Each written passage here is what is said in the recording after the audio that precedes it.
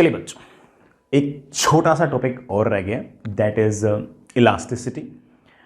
Again topic छोटा है but ऐसा नहीं कि कम इंपॉर्टेंस हो इसकी, अच्छी खासी इंपॉर्टेंस की हो सकती है। इसके सवाल जेईई मेन में, आईआईटी एडवांस में पूछ सकते हैं। कोशिश मेरी यही होगी कि जो भी सवाल आप फेस करो वैसा सा सवाल मैं क्लास में ही करा दूं। इवन मेरी कोशिश तो ये भी होगी कि आईआईटी एडवांस में अगर कोई सवाल तुम फेस करो तो उसके जैसा सा सवाल या फिर उसके जैसे से कॉन्सेप्ट आप क्लास के अंदर ही कर लो। But still you know it very well कि जितना प्रैक्टिस करो उतना अच्छा है।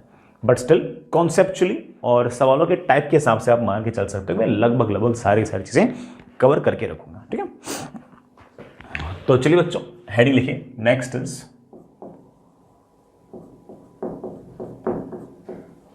छोटा सा टॉपिक, दैट इज इलास्टिसिटी। हम आज तक ये मानते आए थे कि जो बॉडीज हैं वो मोस्टली रिजिड होती हैं, और हमने इवन पूरा एक चैप्टर पढ़ लिया था रिजिड बॉडी डायनामिक्स, और उसमें मान के चले कि बॉडी जो है वो रिजिड है। खासतौर से सॉलिड्स जो हैं वो सारे के सारे रिजिड हैं, उनकी शेप, साइज और ज्योमेट्री चेंज करना पॉसिबल नहीं है।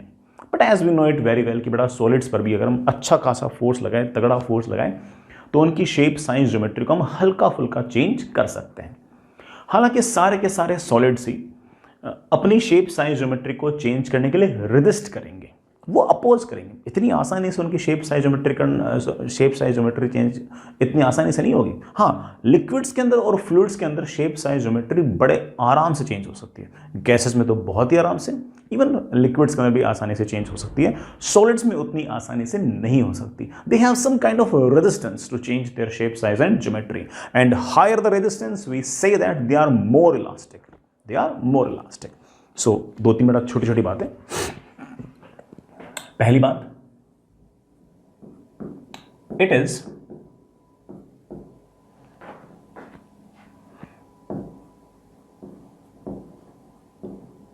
tendency of a body to resist any change in its shape, size and geometry.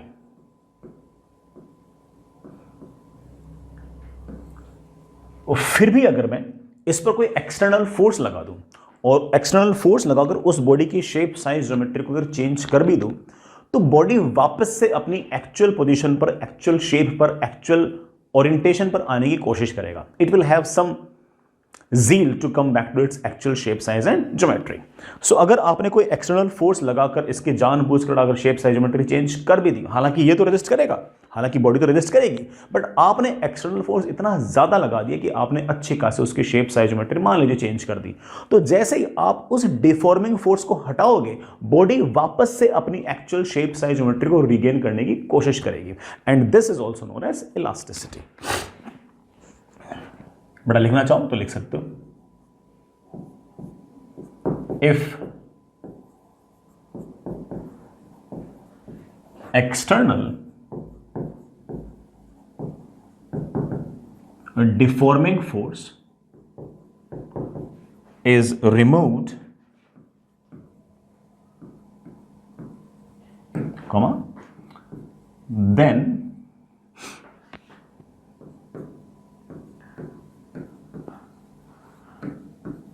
the body have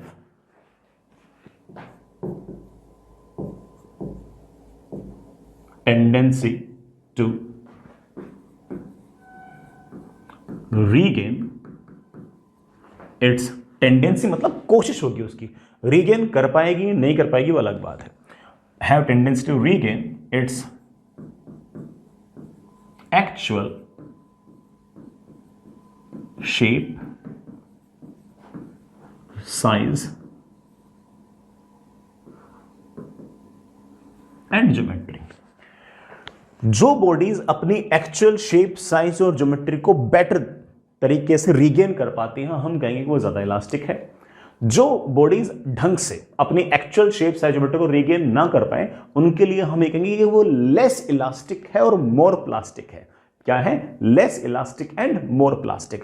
तो प्लास्टिसिटी एग्जैक्टली है ना इलास्टिसिटी की इनवर्स प्रॉपर्टी है। इलास्टिसिटी के अंदर ऑब्जेक्ट अपनी एक्चुअल शेप साइज ज्योमेट्री को रीगेन करने की कोशिश करता है, प्लास्टिसिटी में नहीं करता। तो बॉडी अगर अपनी एक्चुअल शेप साइज ज्योमेट्री को एग्जैक्टली रीगेन कर ले तो हम ये बोलेंगे कि ये तो परफेक्टली इलास्टिक बॉडी है।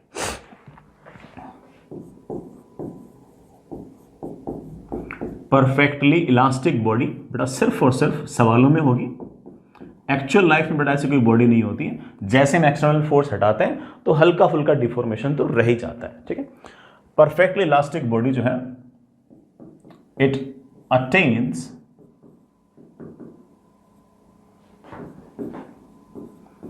The exact actual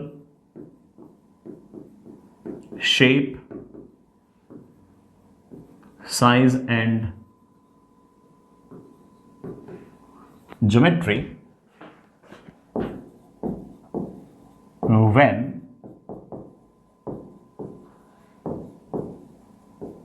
external force is removed। जैसे हम एक्सटर्नल फोर्स रिमूव करते हैं परफेक्टली इलास्टिक बॉडीज जो है वो अपनी एग्जैक्टली शेप साइज ज्योमेट्री को रीगेन कर लेती हैं। इसका उल्टा है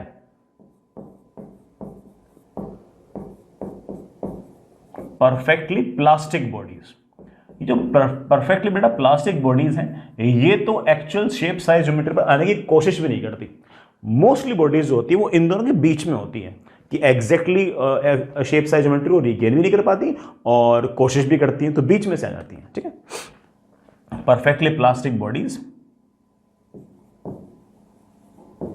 have no tendency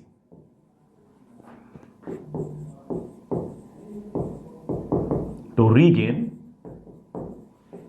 actual shape, size and geometry when external force is removed. External force को रिमूव कर दोगे बेटा तब भी बेटा प्लास्टिक बॉडी जो है वो बिल्कुल कोई कोशिश ही नहीं करती है। जो हमारी नॉर्मल बॉडीज होती हैं बेटा वो परफेक्टली इलास्टिक बॉडी और परफेक्टली प्लास्टिक बॉडी के बीच में होती है। मतलब समझाता हूं, हमारी जो नॉर्मल बॉडीज होती हैं उनकी अगर बात करें तो लेट से बेटा आपके पास कोई नॉर्मल बॉडी है ऐसे, ठीक है। इस नॉर्मल बॉडी पर मैंने बेटा कोई ना कोई फोर्स लगाया। जैसे तुम फोर्स लगाओगे it will look like this, ऐसे हो जाएगी ये।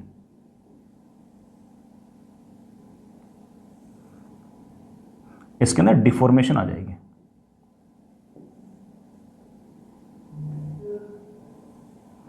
इसके अंदर ऐसे डिफॉर्मेशन आ जाएगी। फोर्स लगाते ही ऐसे डिफॉर्मेशन आ जाएगी।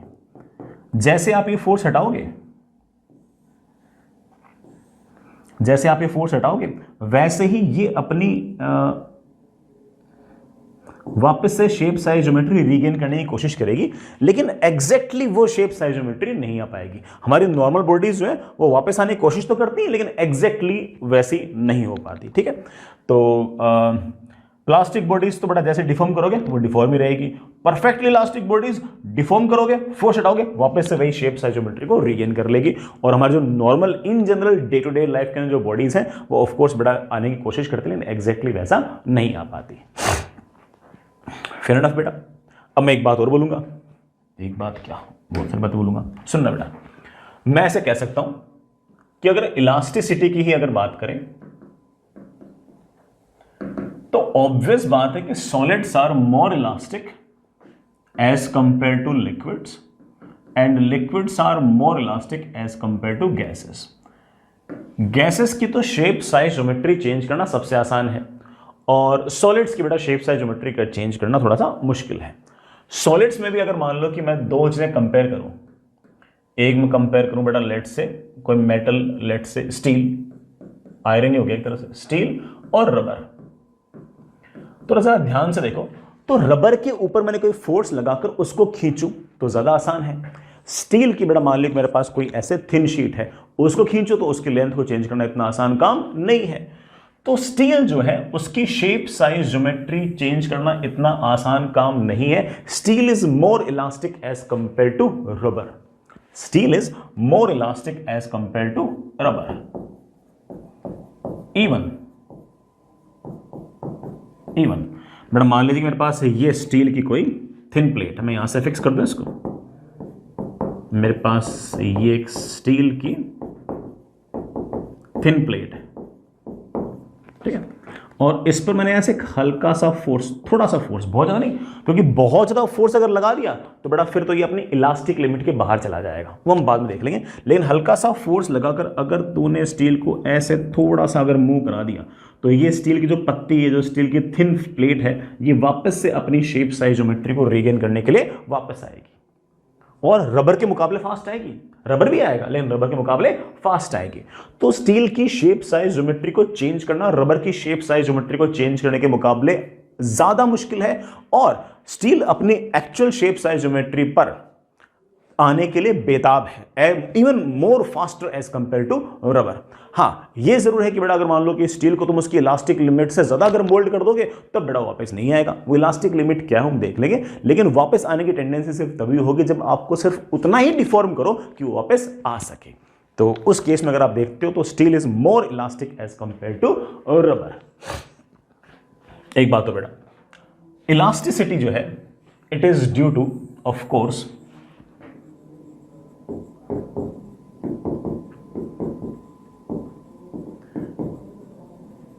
Intermolecular forces. जो मॉलिक्यूल्स हैं उनके बीच जो फोर्सेस हैं उसके कारण बड़ा इलास्टिसिटी है. कैसे है हम अगले पेज पे देख भी लेंगे.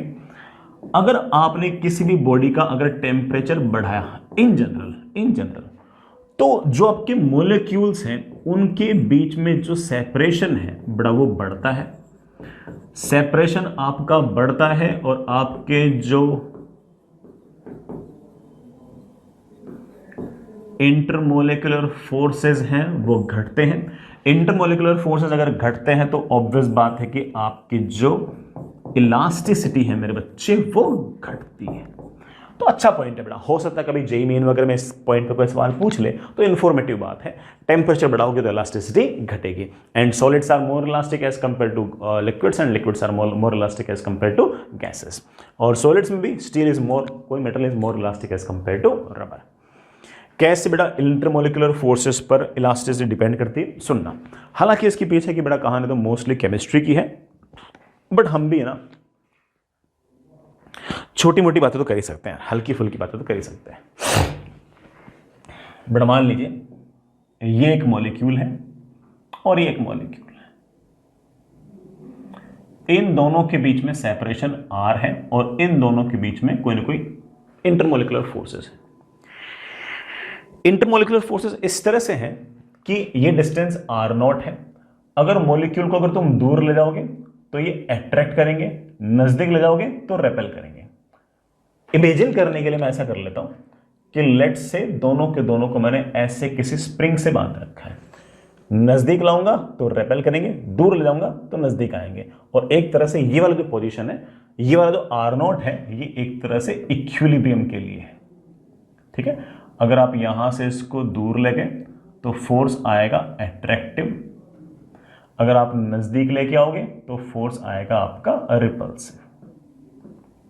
ठीक है, इन दोनों के बीच में, इन दोनों मॉलिक्यूल्स के बीच में जो इंटरेक्शन है उसके कारण जो पोटेंशियल एनर्जी है वो R के साथ बेटा इस तरह से वेरी करती है. हो सकता है कि बेटा ये वाला कर्व आपने कभी केमिकल बॉन्डिंग में शायद केमिस्ट्री में पढ़ा हो, नहीं पढ़ा तो भी कोई दिक्कत नहीं है. Graph is something like this, graph is something like this. ये वो पोजीशन है जहां बच्चे बेटा ये क्या है, ये R क्या है, ये R है इन दोनों मॉलिक्यूल्स के बीच का सेपरेशन. ये U क्या है, इन दोनों मॉलिक्यूल्स के बीच की जो इंटरेक्शन है उसके कारण जो पोटेंशियल एनर्जी है वो. ये जो पोजीशन है बेटा ये आपकी R0 है. सोचो बेटा ये क्या है, this is the point eight which potential energy is least. This is our stable equilibrium, this is our stable equilibrium position. तो ये जो R0 है यहां पर आपकी पोटेंशियल एनर्जी लीस्ट है. And I hope you remember that कि जहां पर पोटेंशियल एनर्जी लीस्ट होती है that is our stable equilibrium position. Sir stable equilibrium position, इस बात का अर्थ क्या है बेटा? इस बात का अर्थ ये है कि अगर आप दोनों मॉलिक्यूल्स के बीच में सेपरेशन अगर बढ़ाओगे तो बड़ा फोर्स कैसा आएगा? एट्रैक्टिव। अगर आप दोनों के बीच में अगर सेपरेशन घटाओगे तो फोर्स कैसा आएगा? रिपल्सिव। और कुल मिलाकर जो दोनों मॉलिक्यूल्स हैं वो इसी पोजीशन पर रहना चाहते हैं। ठीक है, ये बड़ा इनके बीच का कर्व है। ये बड़ा कर्व हो सकता है आपने केमिकल बॉन्डिंग में पढ़ा हो। मैं सिर्फ और सिर्फ ये बताना चाह रहा कि आर नॉट की जो पोजीशन है but that is stable equilibrium position. इससे इधर जाओगे तो भी पोटेंशियल एनर्जी बढ़ेगी, इससे इधर जाओगे तभी पोटेंशियल एनर्जी बढ़ेगी। पोटेंशियल एनर्जी बड़ा बढ़ेगी, इसका मतलब बड़ा फोर्स हमेशा ऐसे इक्विलिब्रियम पोजीशन की तरफ ही होगा। आई होप इतना बड़ा आपको आइडिया पहले से है कि बेटा कैसे कैसे पोटेंशियल एनर्जीज वेरी करती है। ये बेटा आपकी इक्विलिब्रियम पोजीशन, वो कौन सी? स्टेबल वाली। Fair enough. अब जरा सोचो कि मेरे पास ऐसे कोई रॉड है, तो इस रॉड के अंदर ऐसे हजारों करोड़ों अरबों खरबों मॉलिक्यूल्स पड़े होंगे। मान लो कभी मैंने इन दोनों एंड्स को ऐसे बाहर की तरफ खींचा, जैसे ही मैंने इस रॉड के दोनों एंड्स को मैंने ऐसे बाहर की तरफ खींचा,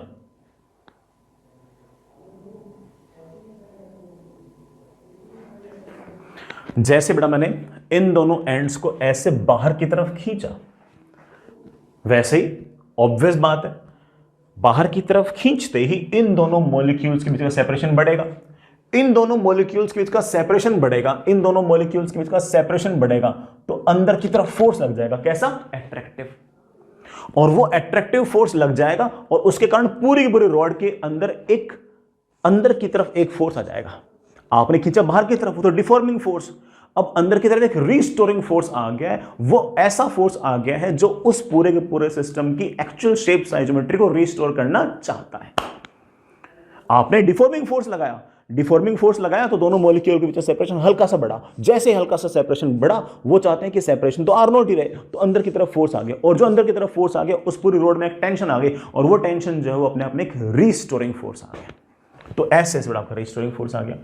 अगर आपने इस तरह से रोड को पुश किया, ऐसे अगर रोड को इस तरह से पुश करोगे तो ऑफ कोर्स ऐसे हजारों करोड़ों अरबों खरबों मॉलिक्यूल्स पड़े होंगे, मॉलिक्यूल्स में सेपरेशन हल्का सा अंदर आएगा। जैसे ही सेपरेशन हल्का सा अंदर की तरफ आएगा, अब वो दोनों मॉलिक्यूल्स एक दूसरे को क्या करेंगे? सेपरेशन घटेगा तो रेपेल करेंगे तो बाहर की तरफ फोर्स लगाना स्टार्ट करेंगे। इस बात का अर्थ ये हुआ कि हमारा जो एक्सटर्नल डिफॉर्मिंग फोर्स है वो तो ला रहा है अंदर, अब अंदर एक एक्स्ट्रा फोर्स आ गया है, एक अलग फोर्स आ गया है, उसको हम बोल सकते हैं रिस्टोरिंग फोर्स। और ये रिस्टोरिंग फोर्स उस रोड की एक्चुअल शेप साइज और ज्योमेट्री को रीगेन कराने की कोशिश करेगा। तो I hope you get the point. बेटा पूरे के पूरे कहानी क्या है। और अक्सर ये जो फोर्स आ रहा होगा इसको तो हम बोलेंगे एक्सटर्नल डिफॉर्मिंग फोर्स, और इसके कारण अंदर बड़ा मान लो कोई ना कोई टेंशन क्रिएट हो गई, वो जो टेंशन क्रिएट होगी उसको हम बोलेंगे इंटरनल, वो अंदर है ना इसलिए reforming force.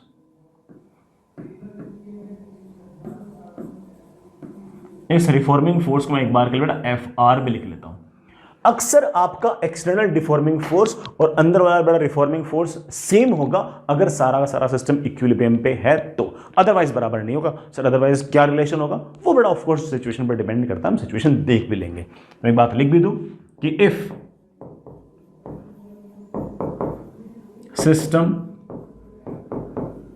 Is at equilibrium then जो हमारा एक्सटर्नल डिफॉर्मिंग फोर्स है वो ये बराबर होगा किसके? हमारे रिफॉर्मिंग फोर्स के बराबर होगा। अदरवाइज बड़ा बराबर नहीं होगा। हम इस तरह के सवाल भी करेंगे जिसमें बड़ा रिफॉर्मिंग फोर्स जो होगा वो एक्सटर्नल फोर्स के बराबर ना हो, देख लेंगे, कोई दिक्कत नहीं। चलिए बेटा आगे चलिए बेटा नेक्स्ट बेटा हमारे लिए 3 टर्म बहुत इंपॉर्टेंट है, स्ट्रेन, स्ट्रेस और उनका रेशियो। स्ट्रेन भी हम 3 पढ़ेंगे, स्ट्रेस भी हम 3 पढ़ेंगे और 3 ऑफ कोर्स उनके हम रेशियो पढ़ेंगे। पहला वाला इनमें से थोड़ा सा ज्यादा इंपॉर्टेंट रहेगा। तो वी विल स्टडी 3 थिंग्स। उसमें थोड़ा सबसे पहली हमारे पास strain.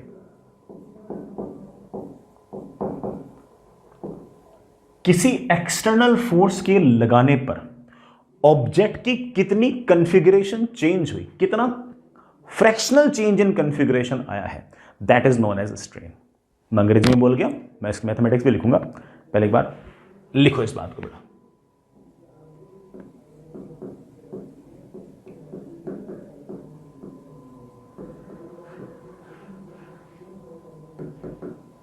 Fractional change in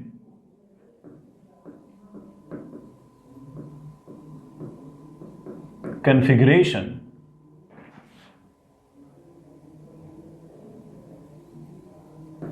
due to external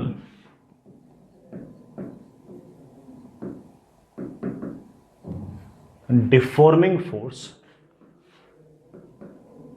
is known as strain, is known as strain। तो हम क्या करेंगे, कोई भी कॉन्फ़िगरेशन बड़ा लेंथ वगैरह कुछ,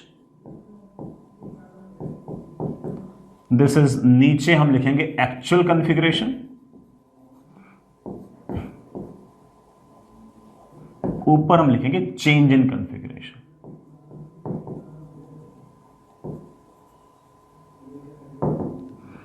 ऊपर हम लिखेंगे चेंज इन कॉन्फ़िगरेशन। कॉन्फ़िगरेशन मतलब कोई शेप साइज ज्योमेट्री होंगी और क्या। सुनिए, सबसे पहला है हमारा लॉन्गिट्यूडिनल स्ट्रेन। सुनना बेटा, लॉन्गिट्यूडिनल स्ट्रेन के अंदर भी दो केस होंगे, सुनिएगा बेटा। मान लीजिए कि मेरे पास ये कोई रॉड है बेटा, और इस रॉड को मैंने ऐसे L लेंथ की है, मैंने इधर से खींचा F फोर्स से, इधर से खींचा F फोर्स, बाहर की तरफ खींचा, बाहर की तरफ खींचकर बड़ा इसकी जो लेंथ है वो लेट से बड़ा बढ़कर L प्लस डेल्टा L हो गई है। फोर्स बड़ा लगाना जरूरी है, अभी फोर्स नहीं लगाओगे तो बड़ा वापस से अपनी एक्चुअल शेप साइज ज्योमेट्री पर आ जाएगी। इस केस में लेंथ बड़ी है तो हम इसे कहते हैं कि ये टेंसाइल है, बड़ा क्या है, टेंसाइल स्ट्रेन है। लॉन्गिट्यूडिनल स्ट्रेन का पार्ट है tensile strain, and of course it is defined as change in length upon actual length. कितनी लेंथ बढ़ी, डेल्टा एल अपॉन एक्चुअल कितनी लेंथ थी, डिवाइड कर दो बेटा। That ratio is defined as your strain. एक और हो सकती बेटा लेंथ घटने वाली, कैसे कि आपके पास बेटा मान लीजिए कोई रॉड है ऐसे, लेंथ है L, आपने फोर्स लगाया ऐसे, आपने फोर्स लगाया ऐसे, फोर्स लगाने से बड़ा इसकी लेंथ हल्की से बड़ा मान लेते हैं घट गई है। फोर्स बड़ा अब भी लगाना जरूरी है, अगर नहीं लगाओगे तो वापस से बड़ा हो तो अपनी शेप साइज ज्योमेट्री में चला जाएगा।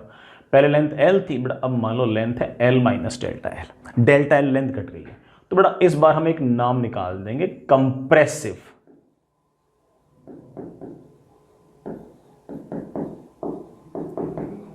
And it is simply defined as change in length upon actual length. Definition थोड़ी चेंज है बड़ा, change in length upon actual. बस तो नाम बताने के लिए कि देख बड़ा दो तरह के हैं, लेंथ बढ़ती हो तो टेंसाइल, लेंथ घटती हो तो कंप्रेसिव, बस ऐसे बताने के लिए। चलिए बच्चों, नेक्स्ट इज एक और स्ट्रेन सुनिए बेटा। Next is shear strain। सुनना बच्चा, मान लीजिए बेटा आपके पास इस तरह से कोई फिक्स सरफेस है और इस फिक्स सरफेस पर कोई ब्लॉक बेटा ऐसे,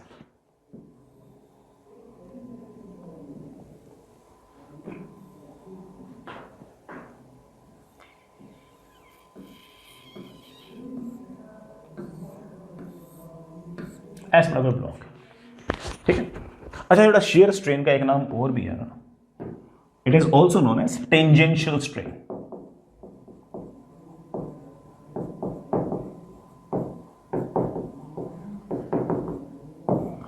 मान लो कि इस ब्लॉक पर मैंने कोई टेंजेंशियल डायरेक्शन में फोर्स लगा दिया ऐसे, ऊपर। जो इसका बेस है बेटा ये तो फिक्स है, ये तो कहीं नहीं जा रहा।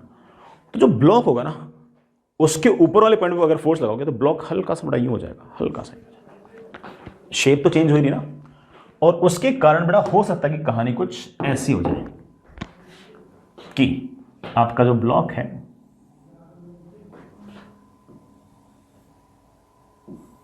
बड़ा ऐसा हो जाए।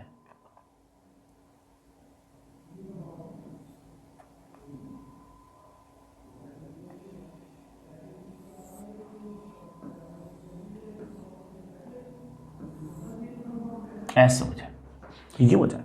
और आपका जो ब्लॉक है उसकी बेटा ऐसे सामने की तरफ डिस्प्लेसमेंट हो जाए x, जो एक्चुअल हाइट थी बेटा यहां से वो बेटा मान लीजिए हो जाए h, एंड लेट्स से बेटा ये वाला एंगल हो जाए थीटा। ऐसा हो सकता है। 2D में दिखाऊं तो 2 डायमेंशन के अंदर ऐसा नजर आ जाएगा आपको कि आपका जो ब्लॉक था मेरे प्यारे बच्चों पहले वो ऐसे था, ऐसे, ये फिक्स है, नीचे वाला फिक्स है बेटा, ये हाइट h। मैंने सामने की तरफ फोर्स लगाया और फोर्स लगाने के कारण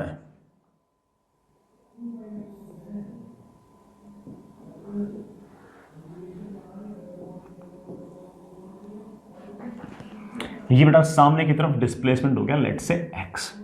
कोई फोर्स लगाया बेटा तब वो ऐसा, एंड लेट से बेटा it is a very small angle let say theta. Shear strain या टेंजेंशियल स्ट्रेन, नाम से बेटा पता लग गया टेंजेंशियल है क्योंकि बेटा ब्लॉक पर आपने बेटा फोर्स जो ऐसे टेंजेंशियल लगाया है, ठीक है। तो ऐसे केस में इट इज डिफाइंड एज बेटा shear strain is defined as x upon h। It is defined as x upon h कि इस ब्लॉक पर u फोर्स लगाने के कारण ब्लॉक कितना आगे गया, ऐसे अपॉन बेटा h। इसको आप लिखना चाहो तो बेटा tan थीटा भी लिख सकते हो, और थीटा बेटा छोटा है तो इसको तुम इवन थीटा भी लिख सकते हो। ऐसे जो थीटा आएगा बड़ा ऑब्वियस बात है वो डिग्री में नहीं आएगा, वो रेडियन में आएगा।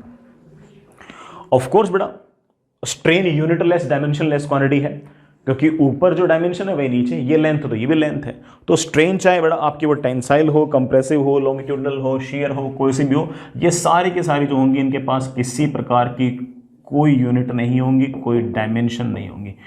These will be unitless, these will be dimensionless, ठीक है ना। हाँ इस केस में जरूर यूनिट बेटा तुम रेडियन लिख सकते हो, अदरवाइज बेटा वो यूनिटलेस रहेंगे, ठीक है। रेशियो है बेटा, ठीक है। इस केस में सिर्फ और सिर्फ केस में शेयर स्ट्रेन वाले केस में ही बेटा आप रेडियन में आंसर लिख सकते हो, अदरवाइज बेटा आप यूनिटलेस से लिखोगे, ठीक है। आगे चलिए बच्चों, नेक्स्ट इज एक और है, दैट इज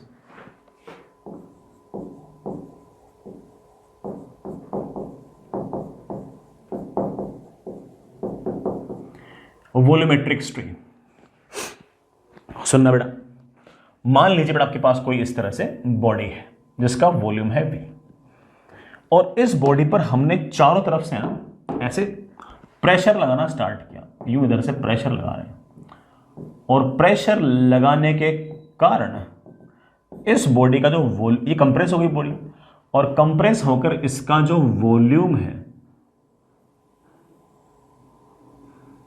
पहले v था, अब बड़ा मान लो वॉल्यूम हो गया v माइनस डेल्टा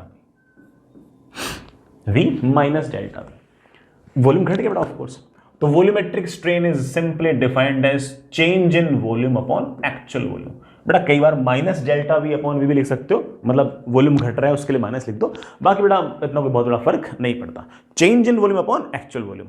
कई बार बेटा अगर मान लो वॉल्यूमेट्रिक स्ट्रेन अगर नेगेटिव दे रखा है तो समझ जाना कि हाँ वॉल्यूम वो घटा है, इस कारण से नेगेटिव लगा रखा है। हालांकि वैसे इन जनरल नोटेशन बेटा ये है कि हम स्ट्रेन को ऐसे बिना माइनस के लिखते हैं, लेकिन माइनस में लिखा आ भी जाए ना तो ऐसे कोई उसका ऐसे लोड नहीं लेना, ठीक है, उसका कोई लोड नहीं,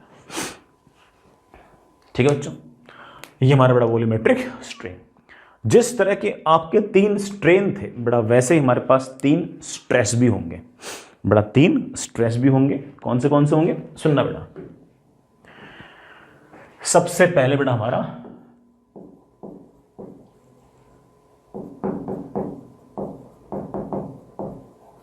लॉन्गिट्यूडनल स्ट्रेस, इसका एक नाम बेटा और भी है,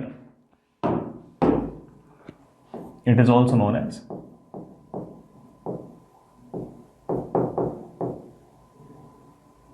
नॉर्मल स्ट्रेस।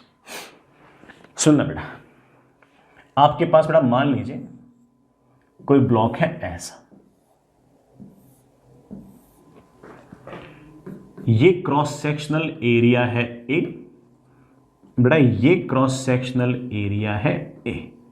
अब मैंने क्या किया, इस एंड से किसी एक्सटर्नल डिफॉर्मिंग फोर्स एफ से, किसी एक्सटर्नल डिफॉर्मिंग फोर्स एफ से यूं खींचना चाहा, इसको यूं खींचना चाहा, ठीक है।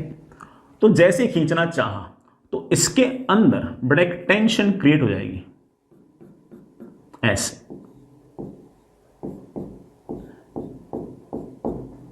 ऐसे टेंशन क्रिएट हो जाएगी। ये जो अंदर टेंशन क्रिएट हुई है ये हमारी है बेटा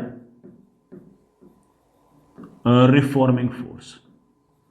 बड़ा क्या है, reforming force. Now longitudinal stress बेटा हम ऐसे डिफाइन करेंगे कि longitudinal stress is simply defined as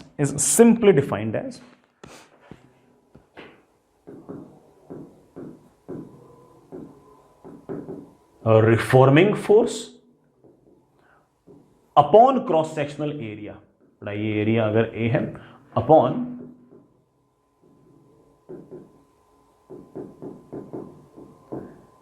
cross sectional area. Longitudinal stress is simply defined as reforming force upon cross sectional area. तो बड़ा इसका जो फॉर्मूला है that is of course T upon A. Reforming force बड़ा अंदर वाला जो T है वो है। हाँ, वो अलग बात है कि इन जनरल टी की जो वैल्यू है वो एफ के बराबर होती है। इन जनरल जो हमारा सिस्टम है वो बड़ा इक्विलिब्रियम पे होता है, और उस केस में हमारे टेंशन की जो वैल्यू है बड़ा वो एफ के बराबर आती है, और उस केस में हम बड़ा वापस से बोल देते हैं कि हमारा जो लॉन्गिट्यूडनल स्ट्रेस है it will be that external force upon area. इसका ये अर्थ बिल्कुल मत निकाल लेना कि सर ने फॉर्मूला बताया है कि stress is deforming force upon cross sectional area. ना बेटा, मैंने फॉर्मूला बताया है reforming force upon cross sectional area. अक्सर रिफॉर्मिंग फोर्स जो है वो आपके एक्सटर्नल फोर्स या फिर डिफॉर्मिंग फोर्स के बराबर होता है, क्योंकि सिस्टम अक्सर आपका इक्विलिब्रियम में होता है। तो मैं बहुत क्लियरली बोल दूं कि मैंने आपको फॉर्मूला यही बताया है, आप लोग ये वाला याद रखते हो क्योंकि आपके 99% क्वेश्चन तो इसी से होते हैं। आपके ना मोस्टली सवाल इससे होते हैं, इसलिए आप याद रखते हो। मैं तो बड़ा ठीक है ये वाला बता रहा हूं, मैंने नहीं बताया वाला फॉर्मूला। हाँ, ये अक्सर होता है। अक्सर क्यों होता है? क्योंकि बड़ा सिस्टम इक्विलिब्रियम पे होता है, तो हर जगह टेंशन मोर और लेस सेम सी होती है, तो वैसे केस कर लेते हैं। I hope it's okay. हालांकि हम तो सारे के सारे सिचुएशंस देखेंगे कब कब ऐसा होगा, कब सा नहीं होगा, ठीक है। This is longitudinal stress. Fair enough. इसमें अगेन बेटा दो आ सकते हैं, कौन से? टेंसाइल और कंप्रेसिव। फोर्स अंदर की तरफ तो कंप्रेसिव स्ट्रेस, बाहर की तरफ तो टेंसाइल स्ट्रेस। नाम के लिए बेटा बाकी सारी कहानी सेम ही है। आगे चलते हैं बेटा। Next is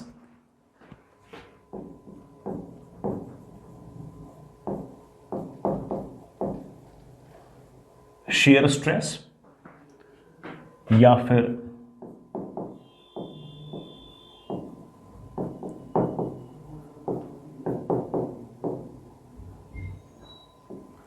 tangential stress.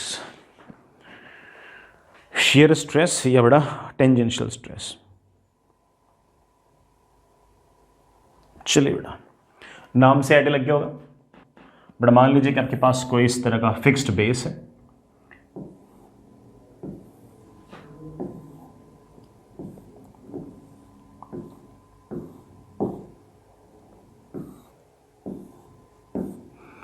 ये वाला ऊपर वाला क्रॉस सेक्शनल एरिया बड़ा मान लीजिए कि आपके पास ए है, और आपने नॉर्मल डायरेक्शन में फोर्स नहीं लगाया, बल्कि आपने ऐसे टेंजेंशियल डायरेक्शन में फोर्स लगाया।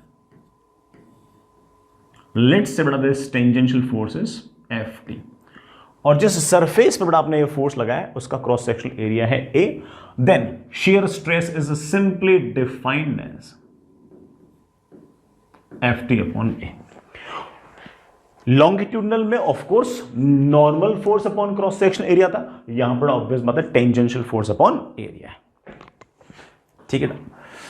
स्ट्रेस बेटा कोई सी क्यों ना हो, उनकी यूनिट बेटा तुम समझ होंगे क्या होगी, यूनिट होगी न्यूटन पर मीटर स्क्वायर। डायमेंशन की अगर बात करें तो ऊपर तो फोर्स है बेटा, फोर्स की डायमेंशन तो mL/t-2, नीचे एरिया है तो L square, that is mL-1 t-2। बेटा वेक्टर या स्केलर में हम लोग इसको बेटा स्केलर क्वांटिटी की तरह कंसिडर कर रहे हैं। हालांकि बेटा ये टेंसर क्वांटिटीज होती हैं, लेकिन हम टेंसर बेटा मानते भी नहीं है कभी, है ना। हमारी पूरी की पूरी जो IIT JEE की प्रिपरेशन है, हम तो सारे के सारे चीज़ों को बड़ा स्केलर और वेक्टर में ही बांटते हैं, तो हम लोग टेंसर वेंसर की ऐसी कोई खास बातें करते नहीं है। एक्चुअली में क्वांटिटी टेंसर है, लेकिन हमारी पढ़ाई के हिसाब से हम इसको स्केलर में कंसिडर कर सकते हैं। तो ये थोड़ा एम्बिगस पॉइंट हो गया, बट हमारी पढ़ाई चल जाएगी इससे, हमारी पढ़ाई में कोई दिक्कत नहीं आएगी, है ना। हम लोग इसको स्केलर ही मानेंगे, टेंसर वेंसर अपन शब्द यूज करते भी नहीं है, ठीक है। ये बेटा अपना टेंजेंशियल स्ट्रेस है। एक और बेटा, दैट इज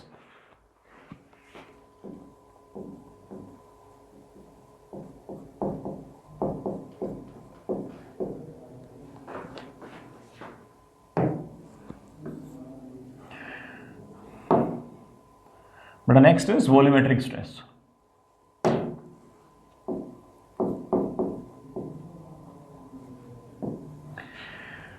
क्या कहता है बेटा वॉल्यूमेट्रिक स्ट्रेस?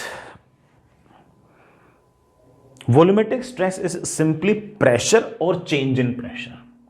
बेटा इट इज सिंपली प्रेशर और चेंज इन प्रेशर।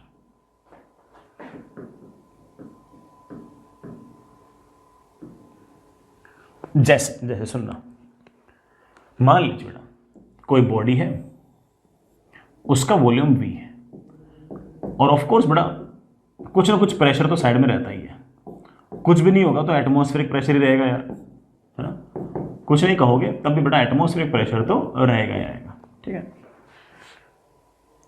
हर तरफ